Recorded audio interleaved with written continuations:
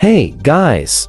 Today let's learn how to remove frequently contacted from WhatsApp. So, if you guys are wondering how to remove the frequently contacted people or contacts on your WhatsApp application, in this video tutorial, I'm gonna go ahead and teach you guys how to do this, step by step. So please watch this video until the end to find out just how. Alright you guys, so what we need to do first is to go ahead and launch the WhatsApp application. Now, from here, if you guys actually see, now, you are frequently contacted people, either on your contact list, your communities and stuff like that. If you'd like to go ahead and remove people like that, and basically, have them not shown over on your WhatsApp history, and stuff like that, all we need to do so is to proceed with launching the specific chat of that person next, tapping on their names or their numbers, and ultimately, I would just want you to go ahead and block the person. Now,